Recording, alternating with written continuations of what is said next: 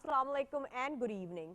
Viewers, after months of disagreement, the federal government has finally managed to get the PTI leadership on board to support the government policy on terrorism against Pakistani Taliban insurgency. After meeting with Prime Minister Nawaz Sharif, Pakistan Tehreek-e-Insaf Chairman Imran appreciated the government's efforts to negotiate with terrorists.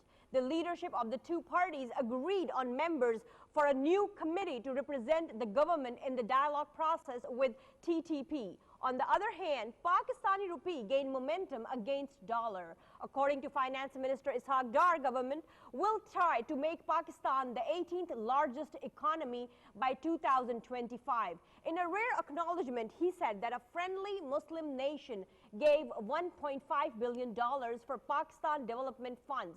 On the other hand, there is Saudi Arab's fierce campaign against Muslim Brotherhood. Now, some questions arise here. What's happening in Gulf states between Saudi Arabia, Bahrain, and Qatar? What will be the future committee for Taliban, Tehreek-e-Taliban Pakistan? How Imran Khan suddenly started praising government? Will the decrease in dollar price benefit a common man? Who is responsible for the third tragedy? We will discuss all these issues in our show today. And as you know, viewers, in my show, Mr. Zaid Hamid joins me. Assalamu alaikum, Mr. Zaid Hamid. As you know, that the recent development that happened this week is the meeting between Prime Minister Nawaz Sharif and Imran Khan, chairman of PTI. And then they both agreed on continuing the peace talk process. But before we get started, let's see what does Imran Khan has to say after this meeting at his residence in Banigala. और वो हमें मुश्किल नहीं होगा उनसे जंग जीतना, तो बजाय इन सबको इकट्ठा कर दें ऑपरेशन करके, तो मैं ये गवर्नमेंट की पॉलिसी को हम तायद कर रहे थे और हमने उनको बैकिंग किया पूरी। जो गवर्नमेंट की कमेटी है उसके अंदर रुस्तम शाह मोमंद हमारे नुमाइंदे हैं और वो उनको रिटेन किया गया है क्योंकि उनका अपना स्टेचर है, उनका एक एक्सपीरियंस है। और मुझे ये भी बड़ी खुशी है कि आज एक नेशनल कंसेंसस डायलॉग पे बना है। वो चीज़ जो 10 साल से तहरीक-ए-इंसाफ रो रही थी कि डायलॉग भी कर लो, शुक्र है कि आज एक नेशनल कंसेंसस बन रहा है उसके ऊपर। देखिए ना, जो लड़ना चाहता है, जो डायलॉग करना ही नहीं चाहता, जो डायलॉग को सैबोटाज करना चाहता है, तो जाहिर है हमारे पास दुनिया की एक ताकतवर फौज है, हम उनका मुकाबला कर सकते हैं। लेकिन देखिए, सबसे बड़ा मसला ये है, जो लोग ग्राउंड ऑपरेशन नॉर्थ वज़ीरिस्तान की बात कर रहे हैं, उनको पता होना चाहिए कि 7 लाख पाकिस्तानी शहरी बसते हैं जिसमें औरतें, बच्चे, बूढ़े लोग हैं जो लड़ नहीं रहे। वह बमबारी होगी, उनका क्या बनेगा? अक्लमंदी ये है कि हम बजाय एक ऑपरेशन करके वहाँ उनके बच्चे मर जाएं, औरतें मर जाएं, वो भी बंदूकें उठा लें। ये कौन सी अक्लमंदी है? सजेशन ये है कि देखिए, मुज़ाकरात स्ट्रक्चर्ड होते हैं, पहाड़ों की गारों के अंदर मुज़ाकरात नहीं होते। Yes, Mr. Zaid Hamid, as you saw Mr. Imran Khan saying after the meeting that today a national consensus has been formed for the peace talks policy. How do you see the meeting of Prime Minister Nawaz Sharif and Imran Khan, and why have they come together against within the peace talk policy? You see, after listening to what Imran has said and what Nawaz Sharif has been doing previously, a quote of Churchill comes to my mind, and he said, "To avoid a war, you accepted shame and humiliation, and now you have both at hand." See, this is the tragedy. Imran and Nawaz, both of them have been humiliated in the country because of their stance of trying to negotiate with the foreign-backed terrorists. The people, the terrorists, the insurgents, the Takfiri Khawarij, who had waged a religious insurgency against the state of Pakistan for the last 10 years, have killed almost 100,000 people. The whole Pakistani state has been devastated. And these are not independent groups. We know this for fact, that they are backed by Indians and they are backed by CIA, based in Afghanistan. And instead of talking to their handlers, they, Imran and Nawaz Sharif and likes of them, have been suggesting, strongly recommending the surrender of the Pakistani state. That Pakistani state should come down to the level of these cutthroat terrorists and surrender itself in front of them and bring them on a negotiating table at par with the Pakistani state. Now, this humiliation, which they have accepted to avoid a war, would bring them both humiliation and war. Now, this is what is happening. And this is the tragedy. And now, since the start of this year, you saw that the first 3 weeks of January were the bloodiest in our history. The TTP was waging a ruthless campaign of terror. Army responded. And when the army did precision strikes on them, immediately TTP sued for peace. And then there was another period of 3 weeks and 4 weeks when army was put on hold, and again a campaign of terror again emerged against Pakistan. And then army struck again. So this cycle has been going on. When army strikes them, they're decapitated, they're crushed, they're pushed back, the terrorists. But the moment army starts to put a stranglehold around these terrorists, these politicians move in to protect the terrorists. And this is making the nation and the army So you said furious. that the politicians move in to protect the terrorists. Now there's another new committee has been formed. And in this committee, the new members are Habibullah Khattak, who's the federal secretary. He is the head of this committee. Then there is Fawad Hassan Fawad, additional secretary to PM, and then Faraz Arbab Arif, and then PTI's Rustam Shah Mohammad. So Major Amir is not there. He's been eliminated. And then the question to ask is, Siddiqui has been eliminated. You see, what is happening is we have explained that before as well, that this few months of winters were extremely critical for Pakistan Army to eliminate the terrorists in the sanctuaries of the North Waziristan. Because the mountains are snow-clad, their exit routes were choked, and because of the snow, the terrorists were not able to cross the mountains into Afghanistan, their safe sanctuaries. And now what the government is doing is using a delaying tactic, allowing the snows to melt on the mountains, so that all the chokehold which the Pakistan Army has on those pockets of North Waziristan where the TTP insurgents are holed up right now, they would get an exit route into Afghanistan. The question to ask is, why the government has made this second committee? Why the first committee failed? What happened? It was the committee formed by the government itself. They have not given us any reason why they are making another committee now. And what is the delivery? What is the result of the first committee? Why did it fail? Nisar is saying this new committee will have direct peace talks with Taliban, and then this committee will be supported by army as well. You see, rubbish. The fact of the matter is the first committee so these authorities were not given to the first committee? The first committee also had helicopter access. They went to North Waziristan. They had negotiations with the direct access to the TTP insurgents. They had direct access to the Prime Minister. So all this rubbish that he's giving now, for the sake of speaking to the gallery, that this new committee will have more access to the TTP or to the insurgents is absolute rubbish. The first committee was equally powerful. They had all the access to the state resources to talk to the insurgents, and they did talk to the insurgents, and the insurgency continued, violence continued. And what the strategy, a new strategy which the TTP adopted is, now seeing that how stupid this government is, what the strategy is, one group will continue to attack, and the other main group will continue to deny involvement and promise investigation. So basically, they'll engage the army into government into peace talks. By time,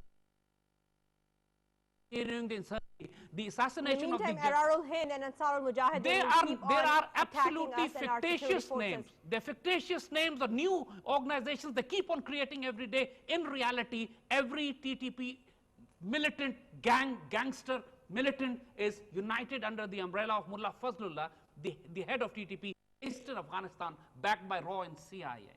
And with the delaying, basically what is happening is, again, Imran is actually speaking the language of TTP, giving this rubbish argument that 7 lakh people have to be migrated out of North Waziristan, and this is the entire population of North Waziristan. And what the army is saying and has been doing is, the army has not been operating against Afghan Taliban. Army has not been operating against the friendly tribes. Operations have only been done, precision strikes. The night F-16 raids and gunship helicopter raids using night vision devices and precision bombing has only been done on the TTP insurgent pockets, not on the Afghans, not on Pakistani friendly tribes. Then Mr. Zaid Hamid, why has it been said that Nawaz and Imran joined hands against pro-war lobby? You see, who is this pro-war lobby then? See, the pro-war lobby are the patriots actually. Because all the patriots in the country, you ask any man on the street, any soldier in the army, every officer of the Pakistan Army, every patriot of the country wants Pakistan Army not to waste time, move in and crush the militants in the hold-up pockets where the army has surrounded them now, finally. You see, there are recorded intercepts. There are lots of chatter going on between the militants. And there are recorded intercepts of militants crying hoarse over the communication, saying that Army's precision strikes are so accurate that if this strike, if the blitz continue, the entire TTP would be eliminated without even putting up a fight. They are being hurt right now. They are being crushed right now. And let us give you a very, very serious report right now, serious news right now. Our sources within the militants, see, we have spies in them, we have contacts in them, we have friendly tribes who have access to them. The intercepts captured, the information has been brought to us, to our think tank, that the militants now are talking. There's a chatter, very high, loud chatter within the militants, that they are receiving chemical weapons from India to be used in the tribal areas in case Pakistan Army does operations against them. And this is profoundly critically serious, because they are trying to replicate the drama that Free Syrian Army did in Syria. The Free Syrian militants, backed by CIA, were given chemical weapons by the CIA, they used it, and the allegation was put on the Syrian army. And the fact of the matter is... So, Mr. Zaid Hamid, what you just said, the news that you just said of having the chemical weapons being given to militants from India. From India. And then getting used you in see, North Waziristan. What their plan is, once the operation. Pakistan army starts operation against them, they would use the militants would use chemical weapon rockets in urban areas or tribal areas in some village, and the blame would go on Pakistan army, because nobody would believe that TTP militants have access to chemical weapons. Nobody initially believed that Free Syrian Army would have access to chemical weapons. But later on, the evidence emerged that actually the chemical weapons which were used near Damascus, when the chemical weapons inspectors were present in Damascus, were not used by the Syrian army, but by the Free Syrian Army. So what we are saying is that usage might happen in Pakistan. This is the chatter which is going on within the militant ranks now. And I would like to take that chatter very seriously. This is dangerous provocation. And by delaying the militants, by crushing the militant, they don't have access to the chemical weapons yet.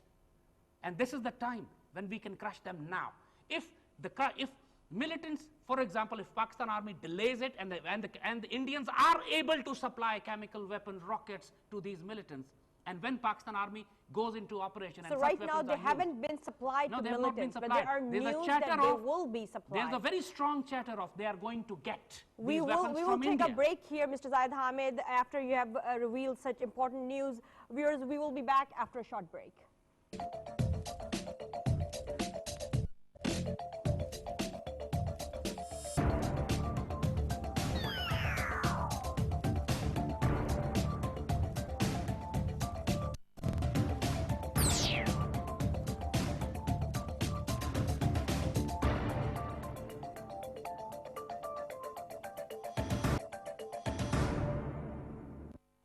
Welcome back, viewers. Before going on a break, Mr. Zaid Hamid revealed that there are news that militants might get the chemical weapons from India to be used within Pakistan, just on the same grounds, on the same framework as they were used in Syria. Mr. Zaid Hamid, the news that you just revealed that militants might get the chemical weapons from India to be used within Pakistan as it was done in Syria, and then the allegations were gone on Syrian army.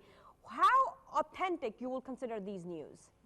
These sources, this chatter that has been going on within the militant ranks has been coming from different sources.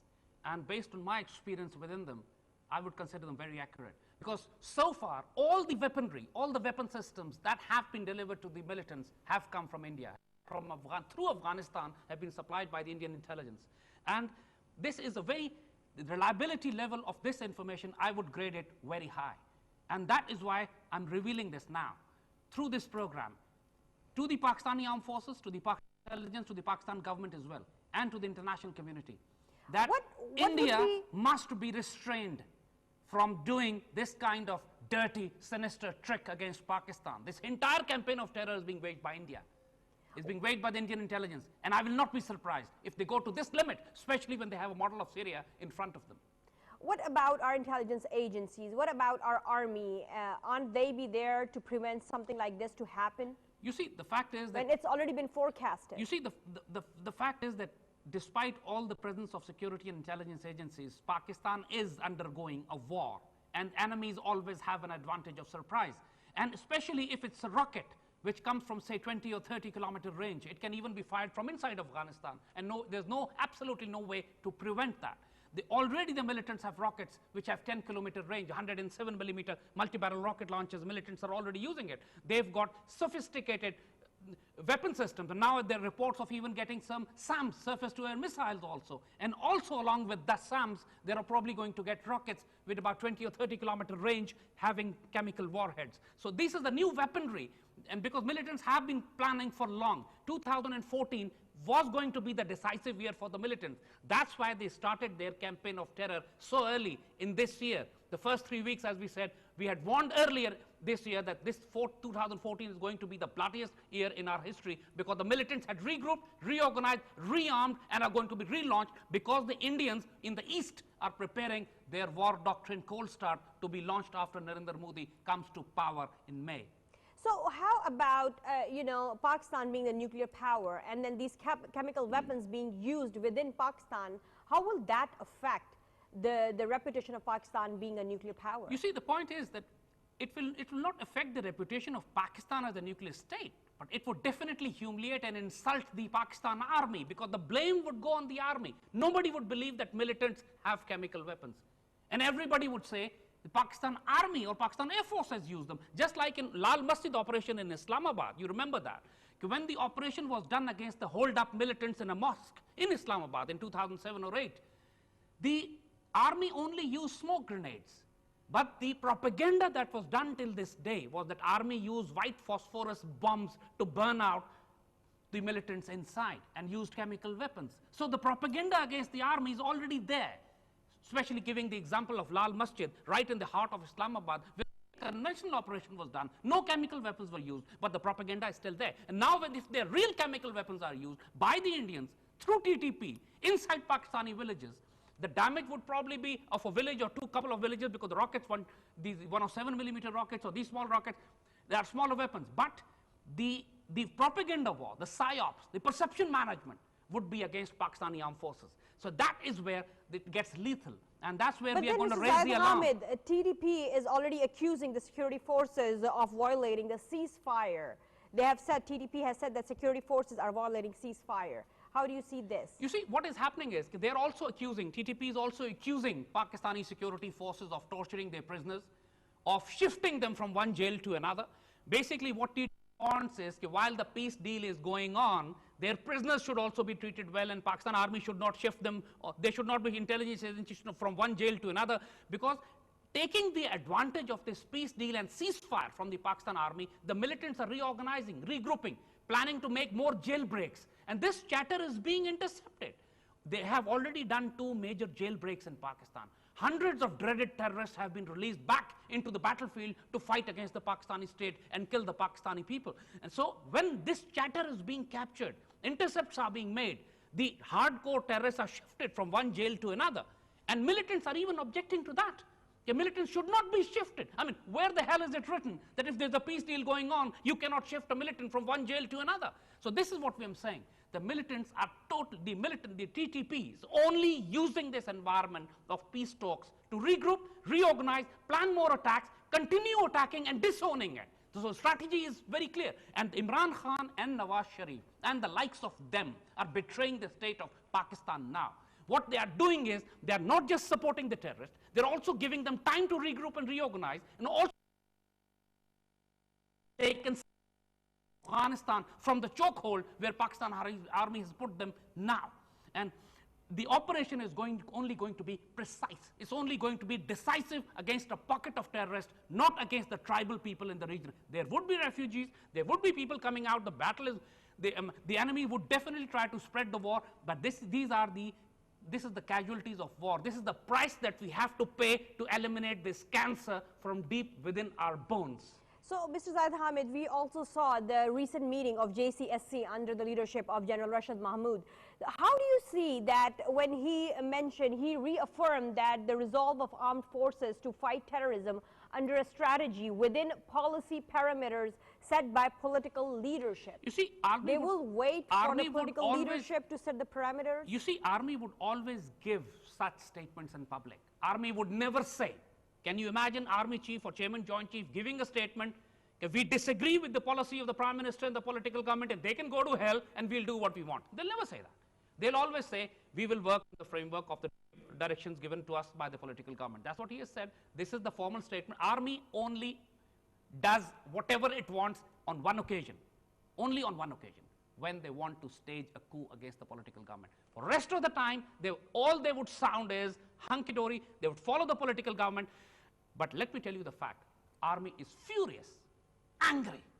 They're seething in anger at the betrayal of the political government, especially at a moment when army can see that they have surrounded the terrorists, they can eliminate them now, and the political government have put them on hold, not allowing them ground operations. Mr. Zaid Hamid, in the beginning we were hearing that there might be one ISI representative in this committee, in this new members, he would be included to represent army, and then those news got vanished away, and now we do not see any army representative in this committee, but they say that this committee is supported fully by army. You see, that's what you're saying.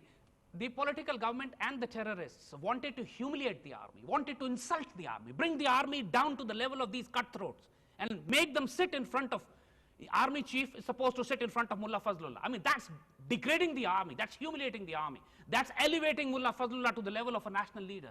This is something that Pakistan army would never tolerate. So they refused. But then why in the past, if you look at it, in 2004, in those operations, army was there. Army did play a role in all these agreements with... Whenever, what happens is, whenever there's a local fighting going on, but when there's a local tribe, local villages, whenever there's a fighting going on, the concept of jirga always exists.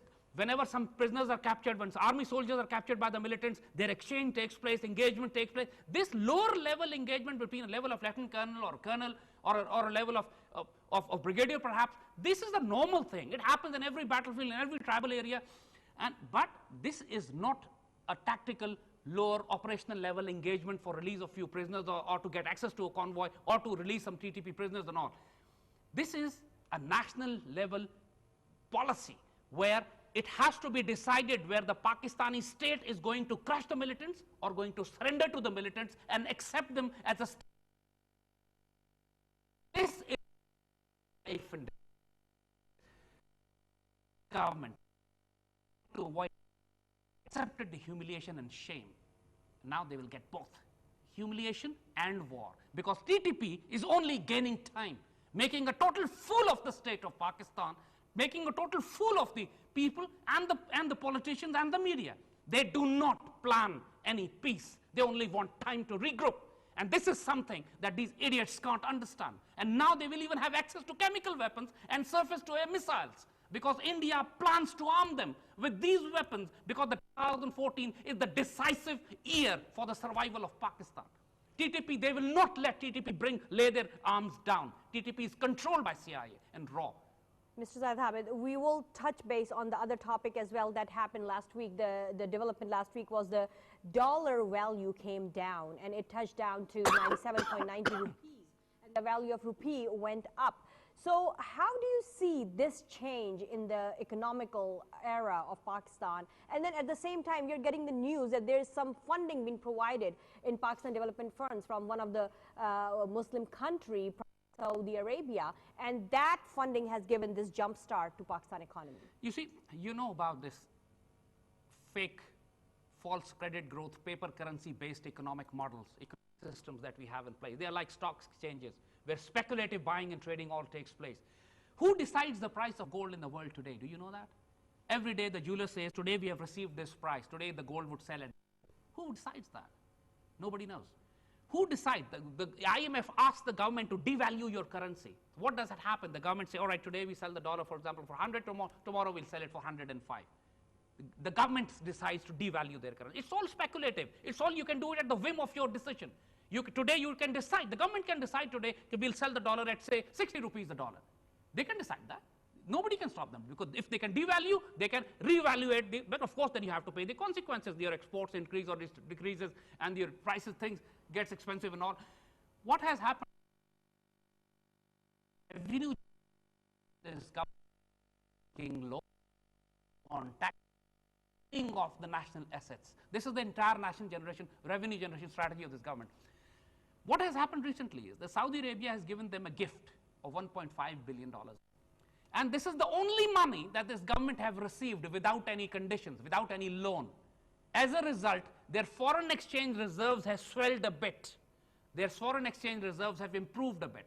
And that has created a speculation in the stock exchanges that now Saudi funding is going to come to Pakistan. Saudi Arabia is going to bail out Pakistan. Saudi Arabia is going to protect Pakistan's economy. But what does Saudi Arabia want in return from Pakistan? So, why would he gift something coming to like this that? point, so this in so-called decree, this improvement in the worth of rupee is nothing but perception management, nothing but a fake perception management by the economic so-called wizards of this government, and in reality it has no substance. There's no wealth generation in the country, there's no industrial output that has increased, there's no agriculture input that has increased, there's no tax, there's no deficit of But Finance Minister Ishaq Dar is saying that already after this appreciation in the rupee that has is 800 billion. See, that would always happen. That would always happen. Is it just a bubble that would burst, or see, it is, as I said, is it some stability that we are going to see in the economy? There is no stability. This government is on begging, borrowing, and stealing. And this is a begging that they have done from Saudi Arabia. They have not borrowed. That's why they feel a bit buoyant, because they have not borrowed in any high terms of interest. They've only begged for this money. And Saudis, you ask why the Saudis are doing this to us, is the fact is that Saudis are now totally isolated and afraid. They're very scared right now because they have seen the Middle East thing. Mr. Zaid Hamid, I have to interrupt you here. Before we go to the Gulf states and figure out what's happening there, why is Saudi Arabia running so many problems? We will take a break here. When we get back from the break, we will get back to this topic. Viewers, stay with us. We'll be right back after a short break.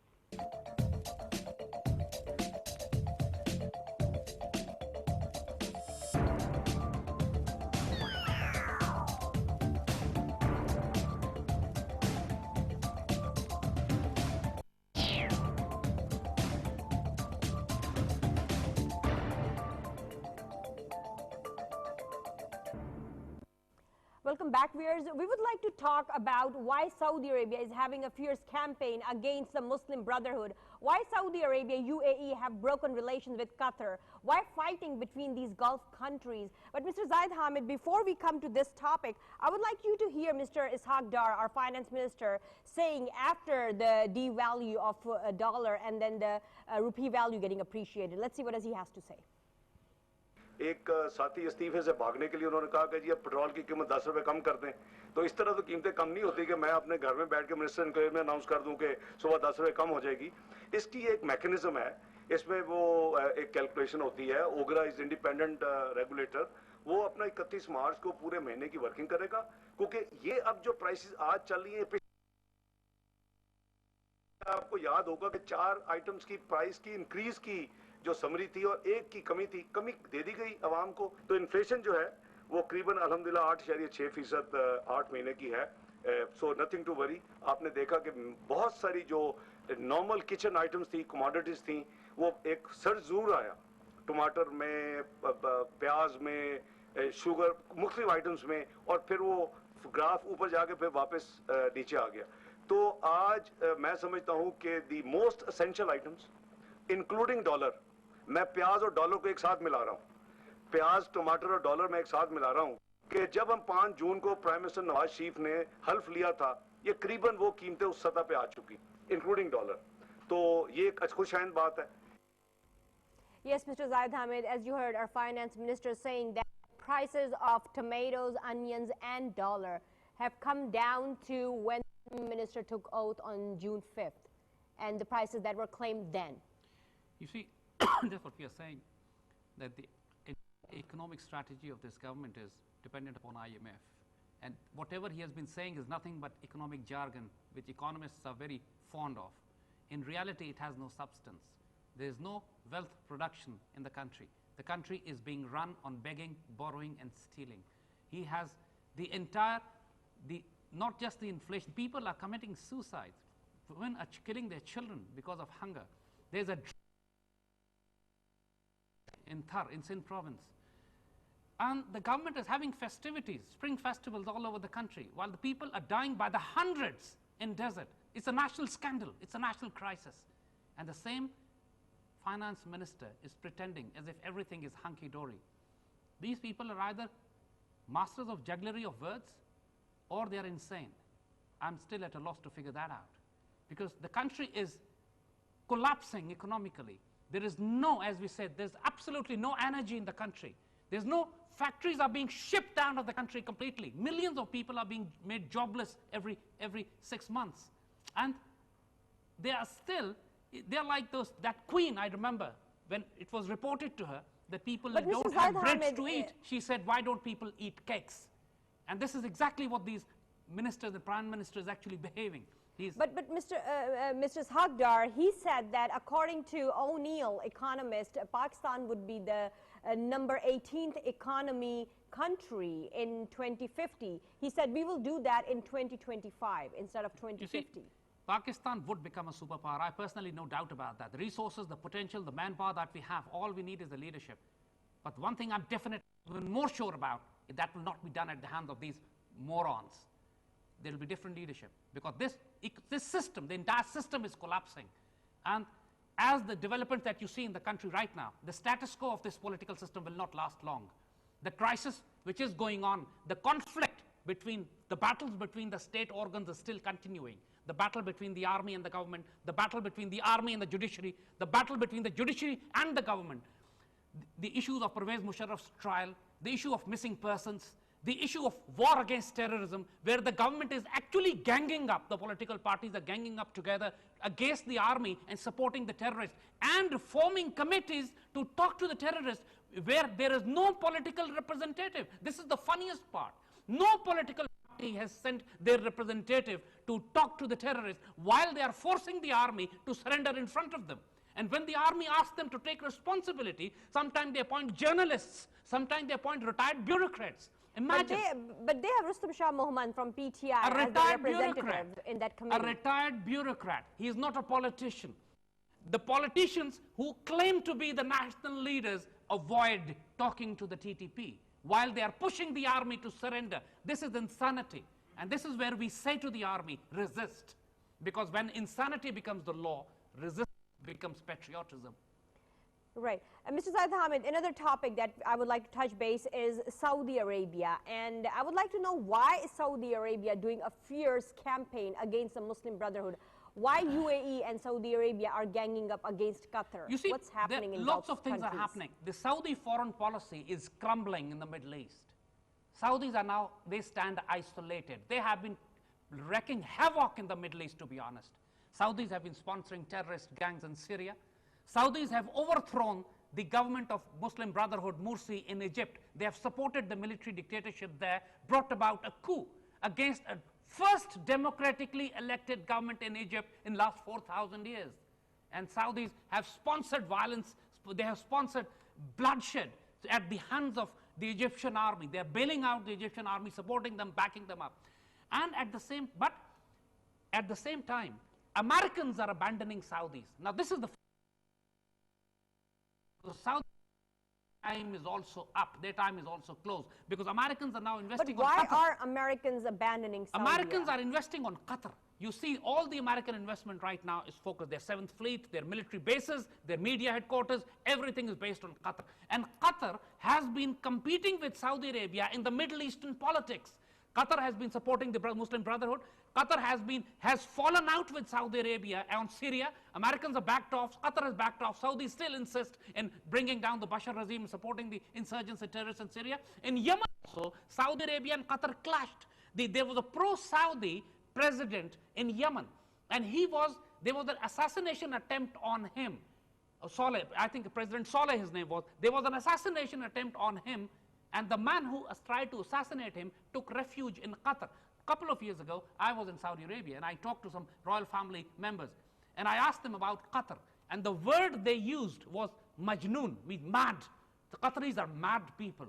And what is happening is the Qataris are now even claiming that lots of Saudi land belongs to Qatar, because Qataris are now buoyant. They know the Americans are backing. So the conflict between the Gulf Mr. Zaid states Hamid, is widening. why is US backing off from Saudi Arabia? You see, Saudi Arabia has become a liability for the Americans now. On one part, there are trillions of dollars of Saudi assets in America, which American economy needs to confiscate. And for that, they need to put some kind of allegation on Saudis and bring the regime down so they can confiscate trillions of dollars of wealth that the American economy has. Americans will never return it to them. Secondly, the Saudi doctrine, or the Saudi stand of continue falling out with the Americans has made Americans angry about it. Americans wanted to back off on Syria. Americans wanted the Saudi support on other Middle Eastern issues. But Americans have cut a deal with the Iranians also, and Saudis are furious with Americans on that as well. So it's not just Syria, it's Iran also, it's Yemen also, because, and it's again Qatar, who is competing now with the Saudis for the Americans' favor. And that is why you find, for the first time in many decades, the Gulf states are actually almost on the verge of fighting amongst each other. Arabs are falling out. Right, so, they're head to head with each other. And that is why the Saudis are coming back to Pakistan now for security and protection, because they know if anything goes wrong, no Muslim country would send troops to protect Saudi Arabia except Pakistan. How would Iran react to this situation between the Gulf countries? See, Iran would not interfere, but would definitely watching closely with great interest, because infighting amongst the Saudis or the Arabs in the Gulf region definitely strengthens Iranian stand. Irans have already checkmated Saudis by cutting a peace deal, by cutting a nuclear agreement with the Americans. Iran have already checkmated Saudis in Syria by using the Russian pressure to back off, to force the Americans and the Saudis to back off in Syria. So Iranians right now are very buoyant. They're very happy. Their foreign policy is very aggressive, and they are defeating Saudis in their foreign policy moves, and Saudis are not happy about it. Mr. Zaid Hamid, let me share this with you, that according to think tank Stratfor, they say Saudi Arabia has run into serious problems for itself. Now, if Saudi Arabia runs into serious problems, how will that affect Pakistan? Will Pakistan be affected with all that this would or definitely affect Pakistan. See, for lots of reasons, because there are at least, there are millions of Pakistanis working in the Middle East, and the maximum number of them work in the Saudi Arabia. Perhaps more than 1 million Pakistanis work there. And millions of dollars of foreign exchange reserve, which comes into Pakistani coffers, come through Saudi Arabia, where Pakistanis send those monies. The remittances. Remittances that come into Pakistan. And millions of Pakistani families are run on those remittances. The families, because over 1 million people are there, and many million people are fed, families are supported. So if Saudi Arabia and gets even remittances are playing a big role in the economy of Pakistan. So if Saudi Arabia gets into trouble, something like Syria or Iraq, or there's an infighting, or there's an economic collapse, or fighting between Qataris and Saudis, for example, with a crisis for Pakistan, because Pakistan, if wants to defend Saudi Arabia, they'll have to fight against the Muslim countries, and that Pakistan would never do. And again, the remittances would stop. The anarchy in Saudi Arabia, if that spreads, the anarchy in Iraq and Syria or Libya, the people will have to come back into Pakistan. Joblessness, economic crisis would increase. So Pakistan and Saudi Arabia have been very closely integrated with each other over decades, and any crisis in Saudi Arabia would definitely going to impact Pakistan. But here, as we said, Pakistan have to play a more stronger role. Saudi Arabians are desperate. They're looking everywhere for friends. They've even signed a memorandum of understanding for military cooperation with India, without Pakistanis' concerns, without taking care of Pakistani sensitivities. Pakistan is very sensitive about this, because Saudis should not make any defense alliances with India, but Saudis are doing it. So if Saudis can do that, why can't Pakistan make defense alliances with Iran? And make Saudis understand that while you need India, while you're going to India, without our concern, without caring for what we feel, we can definitely make contact with Iran for Iran-Pakistan gas pipeline, or to have Pakistan-Iran joint forum on Afghanistan. So Pakistan should not abandon Iran for the sake of Saudi Arabia at this moment when Saudi Arabia is most vulnerable. They depend on us for security. We can provide them security. They can pay for our economic crisis, but they should not interfere into Pakistan's national security and foreign policy needs, which they are interfering now. They are forcing us not to have terms with Iran. And Pakistanis are actually damaging our own interest by listening to Saudi Arabia, where Saudi Arabia does not care about Pakistan's national interest in making alliances with India. So then, Mr. Zaid Hamid, the payment that has been given from Saudi Arabia, and into the Pakistan Development Funds. Because of that, we are seeing a jump start in our economy. You think receiving this payment, then Saudi Arabia might want some kind of a payback? See, the payback and that's when Pakistan will get stuck with them? There is only one payback that the Saudis want: security. And they'll get it. If they want security, Pakistan army would send it. But won't they use Pakistan against Qatar, against Syria, against supporting Syrian rebels? This is one thing which is absolutely decided. Pakistan army will never be used against any other Muslim country. Even if Saudi Arabia tries to force Pakistan army into settling its conflict with other regional neighboring Muslim countries, this will not happen. Pakistan would go for security, Saudi Arabia, perhaps for the security of the holy sites, but not to invade other Muslim lands on behalf of Saudis. This will never happen. Mr. Zaid Hamid, we have just a couple of minutes left, and I would like to touch base on some of the things happening in India as well. The news from there is that Deoband have also supported Modi in these elections. Now, what does this mean? You see, Deoband is a school in India, and historically, this school, Darul Uloom Deoband, have been supporting the Hindus against Muslims. It's a Muslim school, supposedly, and they were the most vehement opponents of Pakistan. They opposed Qaid-e-Azam, they opposed Allama Iqbal, they opposed the creation of Pakistan and supported Congress. Historically, they have been supporting Congress. But now, they have completely surrendered themselves. They offered complete support to Narendra Modi, the butcher of Gujarat. And that has made the Muslims of India furious. The Kashmiris are furious, the Shias in India are furious, the Barelvis in India are furious, and Darul Uloom Deoband has put their entire weight to support Narendra Modi despite his track record of butchering Muslims in India. It's the track record of Deoband. I'm not surprised. And interestingly, but the serious point is that Pakistan also have a huge population of Deobands who are influenced by Darul Uloom Deoband India. All the militancy in Pakistan, the Tehreek-e-Taliban Pakistan, Lashkar-e-Jhangvi, all the militant organizations which the government is trying to talk to right now are Deobands actually. And this decision of Darul Uloom Deoband India to support Narendra Modi against Muslims is going to further strengthen the resolve of these militant Deobandis against Pakistan. While their parent organization has declared war against the Pakistani state, these militant Deobandis would also get a boost to wage their war more ferociously against the Pakistani state. So impact of this decision in India would definitely going to come into Pakistan as well, because all militant organizations who are fighting the state of Pakistan. India. Mr. Zaid Hamid, one more question regarding India. The Guardian paper has asked the question that is Modi the savior of India, or it will be the worst nightmare of India? You see, this is interesting. Why this speculation? Why this confusion? Guardian is one of the biggest newspapers of Britain now, and we had raised this alarm months ago that Narendra Modi is coming into power, and that's dangerous for the entire region. And Guardian has asked this question: is he going to be the savior or the worst nightmare of India? It's like, as we said, it's like a Hitler coming into power in India having nuclear weapons, and the whole world would be at stake. Now the world is beginning to realize the alarm that we had raised weeks ago. This British newspaper has now subtly asked the same question: is Modi going to be the worst nightmare of India? He's not going to be the nightmare of India. He's going to be the worst nightmare of the world. A madman, an insane butcher, the butcher of Gujarat, going to have nuclear weapons and going to lead over 1 million strong Indian army. And this is coming. It's happening in the next few months. And the whole world would be at the verge of war if this madman comes into power. Thank you very much, Mr. Zaid Hamid. Viewers, as you saw that we discussed about the peace talk process continuing in Pakistan with TTP, and then at the same time, according to Mr. Zaid Hamid, that there are news that militants might get access to chemical weapons via India to be used within Pakistan as the same framework as it was done in Syria to destroy the repetition of Syrian army. Let's hope that this does not happen to be true. But if it does happen to be true, then we should be ready for the consequences. That's it for tonight. See you all next Sunday. Until then, Allah Hafiz and good night.